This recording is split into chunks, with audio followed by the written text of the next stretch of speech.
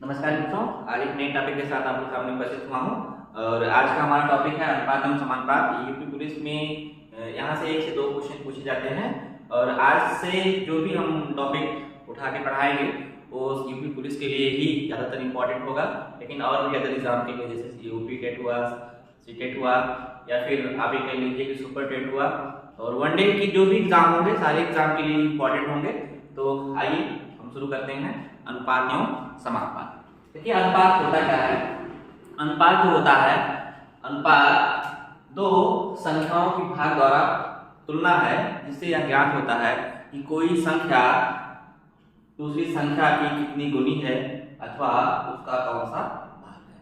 तो अनुपात को हम ए अनुपात देंगे। ठीक है, ये अनुपात का चिन्ह होता है, ये हमारा बराबर होता है, इसको हम लिखते हैं ए बटे, मतलब ए से, ठीक है, ए में हम बी से भाग करेंगे और चेक करेंगे ये जो ए है वह बी का कितना गुना है या बी का कौन सा भाग।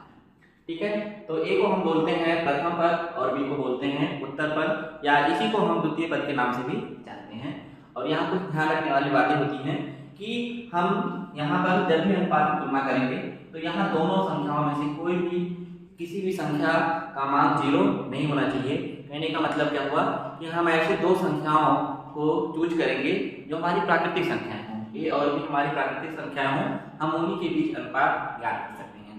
ठीक है, और अनुपात जो है दो समान इकाई की राशियों की ही हम ज्ञात कर सकते हैं, यानी कि जो है ए और बी इनकी इकाइयां समान होनी चाहिए। जैसे अगर ए द्रव्यमान है तो बी भी हमारा द्रव्यमान होना चाहिए, यानी कि अगर ये धारिता है तो बी भी हमारा धारिता होना चाहिए। ऐसा ना हो कि हम एक द्रव्यमान को ले लें और एक धारिता को ले लें और उनकी तुलना करने लगे। अगर ऐसा है कि एक द्रव्यमान में मतलब 1 किलोग्राम में मापा जा रहा है और 1 लीटर में मापा जा रहा है, तो ऐसी दो राशियों की हम तुलना नहीं कर सकते हैं। क्यों? क्योंकि ये दोनों अलग अलग कैटेगरी हैं। तो हमेशा हमको ध्यान रखना है कि दोनों जो राशियां हैं, दोनों राशियां हैं, ठीक है, मतलब अगर धारिता है तो दोनों धारिता हो, और फिर हम उनकी यूनिट को, उनकी इकाई को बराबर करेंगे, फिर उनकी तुलना करेंगे।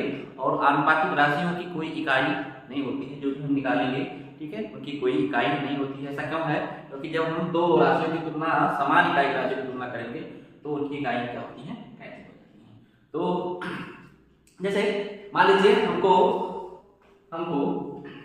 यहाँ पर एग्जाम्पल लेके चलते हैं। सपोज कर लीजिए हमको तुलना करना है। पहला एग्जाम्पल हम ले चल रहे हैं। मान लीजिए कहा जाए कि 50 पैसे का 1 रुपये 50 पैसे के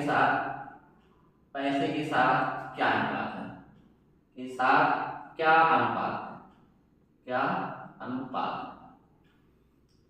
तो हम देख रहे हैं यहाँ एक पैसा दिया गया है, 1 रुपया दिया गया है। तो सबसे पहले हम क्या करेंगे, 50 पैसा अनुपात 1 रुपया 50 पैसा ऐसा दिया गया है। तो सबसे पहले हम क्या करेंगे, दोनों की इकाइयों को समान रखेंगे। ठीक है, यहाँ पैसा है तो 1 रुपया 50 पैसा दिया गया है, तो इसको भी हम पैसे में कन्वर्ट कर लेंगे। तो यहाँ क्या लिखेंगे, 50 पैसा और 1 रुपये में 100 पैसा होता है, 100 में हम 50 और ऐड कर देंगे, कितना हो जाएगा 150 पैसा। तो दोनों की इकाइयां समान हो गई, दोनों की इकाइयां समान होगी, पैसा। और यहाँ देखिए 50 से कम 50 किया 150, कितना हो गया 1/3। इसी को हम लिख सकते हैं 1/3। कहने का मतलब क्या हुआ कि अगर इकाई समान ना हो तो सबसे पहले हम उनकी इकाई को समान करेंगे और फिर हम ऐसी भौतिक राशियों की तुलना कर सकते हैं। ठीक है, आइए एग्जाम्पल और देखते हैं। अगर दिया जाए अंदर एग्जाम्पल देखिए चल रहे हैं कि कहा जाए कि 3 घंटे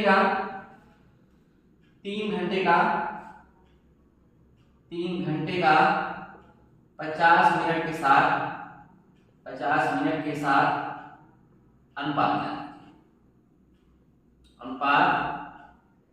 ज्ञात कीजिए।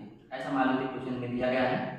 तो हम पहले क्या करेंगे, 3 घंटा लिख लेंगे, अनुपात 50 मिनट। तो देख रहे हैं यहाँ पर 3 घंटे को पहले हम मिनट में बदलेंगे और हम जानते हैं 1 घंटे में 60 मिनट होता है। तो हम क्या करेंगे, इसको 3 × 60 और मिनट लिख लेंगे, और यहाँ पर कितना है 50 मिनट है तो इसको भी लिख लेंगे। 1 से 1 मिनट से मिनट कैंसिल हो गया, और 6 से 18 18/5, इसी को हम लिख सकते हैं 18/5। ठीक है। अगर हम अगला एग्जांपल करें, कहा जाए कि 5 किलोग्राम का 5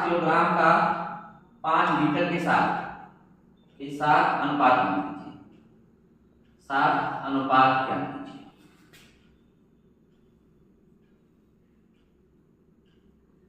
देख रहे हैं यहाँ पर 1 किलोग्राम में दिया गया है और 1 लीटर में दिया गया है।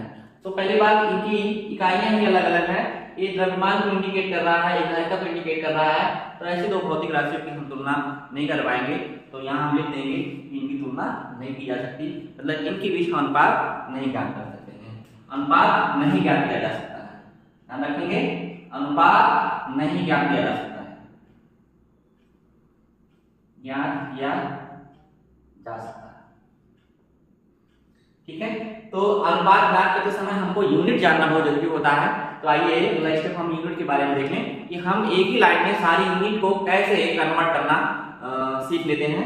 ठीक है, आइए थोड़ा यूनिट के बारे में हम कर लें, क्योंकि यूनिट जानना बहुत जरूरी होता है। बिना हम यूनिट जाने हम जो है किसी को कन्वर्ट भी नहीं कर पाएंगे।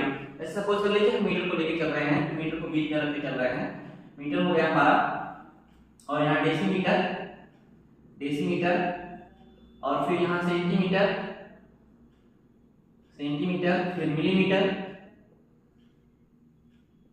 और फिर यहाँ हम ले रहे हैं इसका डेकामीटर, फिर यहाँ पर हेक्टोमीटर, और फिर यहाँ पर हम किलोमीटर लेंगे।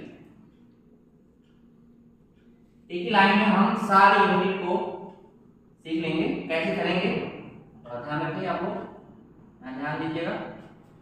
चलिए, हम जैसे 1 किलोग्राम लेके चल रहे हैं, तो जैसे जैसे हम आगे बढ़ते जाएंगे, खाने बढ़ते जाएंगे, हम 1 जीरो उठ के आगे बढ़ते चले जाएंगे। तो 1 किलोग्राम में हमारा 10 हेक्टो, 1 किलोमीटर में हमारा 10 हेक्टोमीटर होता है। सॉरी, अगर यहाँ ग्राम रखेंगे तो यहाँ किलोग्राम हो जाएगा, और यहाँ पर डेकाग्राम हो जाएगा, यहाँ हेक्टोग्राम हो जाएगा। जो भी यूनिट लेंगे उसके सब पे जो है नियम लागू होगा। और हम देखें 1 किलोमीटर में हमारे कितने डेकामीटर होते हैं, तो 100 लिख लेंगे। और 1 किलोमीटर में कितने मीटर होते हैं आप सभी लोग जानते हैं, 1000 मीटर होता है। ऐसे डेसीमीटर में फिर इसके आगे हम 1 जीरो बढ़ा देंगे, 3 जीरो था, 4 जीरो हो गया, और यहाँ पर हम 5 जीरो हो गया, और यहाँ पर हम 6 जीरो कर देंगे। 4 हो गया, यहाँ 5 जीरो हो गया, यहाँ पर 4 5 6 जीरो हो गया। ठीक है, हम कैसे कन्वर्ट करेंगे? जैसे आपसे कहा जाए कि यहाँ पर 100 देख रहे हैं, 100 डेकामीटर है, तो जो ये 100 डेकामीटर है वह 1000 मीटर के बराबर है। तो हम लिख सकते हैं, अगर आपसे पूछा जाए 1 मीटर कितने डेकामीटर के बराबर है, या 1 डेकामीटर कितने मीटर के बराबर है, तो जब जो पहले जिसके बारे में पूछा जाएगा उसको हम पहले लिख लेंगे। जैसे कहा जाए कि 1 डेकामीटर कितने मीटर के बराबर है, तो देख रहे हैं 100 डेकामीटर। ध्यान रखेंगे ये सब बराबर यूनिट है। 100 डेकामीटर जो है वह हमारा क्या है, 1000। देख रहे हैं 1000 लिखा गया है, 1000 मीटर के बराबर है। तो यहाँ हम 3 शून्य का 2 शून्य है, तो 2 शून्य यहाँ कैंसिल किए, यहाँ क्या मिल जाएगा, यहाँ क्या मिल जाएगा, एक डेकामीटर जो है देख रहे हैं यहाँ पर 10 बच रहा है, तो 10 मीटर के बराबर हो जाएगा। इस तरीके से और भी निकाल सकते हैं। जैसे आपसे कहा जाए कि 1 मीटर कितने सेंटीमीटर के बराबर है, तो यहाँ पर देख रहे हैं 1 मीटर की बात कर रहे हैं, तो 1 यहाँ रखेंगे, यहाँ देखें 3 शून्य है, तो 3 शून्य कैंसिल करेंगे, इसका भी 3 शून्य कैंसिल करेंगे, बचेगा 100। कितना बचेगा, 100। तो हम कह सकते हैं 1 मीटर 100 सेंटीमीटर के बराबर है। इस तरीके से अगर आपसे कहा जाए कि 1 हेक्टोमीटर कितने मीटर के बराबर है, तो हेक्टोमीटर देख रहे हैं 10 हेक्टोमीटर 1000 मीटर के बराबर है। तो यहाँ से 1 शून्य कैंसिल करेंगे, यहाँ से 1 शून्य कैंसिल करेंगे, कितना हो जाएगा, 1 हेक्टोमीटर हमारा कितना हो जाएगा, 100 मीटर के बराबर हो जाएगा। इस तरीके से अगर कहा जाए कि 1 डेकामीटर कितने सेंटीमीटर के बराबर है, तो 100 डेकामीटर देख रहे हैं यहाँ पर इकाई, यहाँ सैकड़ा, हजार, 10,000, लाख। 100 डेकामीटर 1 लाख के बराबर है। 2 शून्य यहाँ कैंसिल करेंगे, 2 शून्य कैंसिल हो जाएगा, तो 1 डेकामीटर कितने बराबर हो जाएगा, 1000 सेंटीमीटर के बराबर हो जाएगा। इस तरह से हम यूनिट को कन्वर्ट कर सकते हैं। अगर उल्टा पूछा जाए कि 1 डेसीमीटर कितने मीटर के बराबर है, तो हम देख रहे हैं यहाँ पर 10,000 डेसीमीटर 1000 मीटर के बराबर है। तो यहाँ से हम 3 शून्य करेंगे, यहाँ पर 3 शून्य कैंसिल करेंगे, तो 10 से डेसीमीटर 1 मीटर के बराबर, या 1 डेसीमीटर कितने मीटर के बराबर हो जाएगा, 1/10 मीटर के बराबर हो जाएगा। तो ये बहुत यूजफुल जो है फार्मूला है, इसका यूज करके हम और भी यूनिट को ज्ञात कर सकते हैं।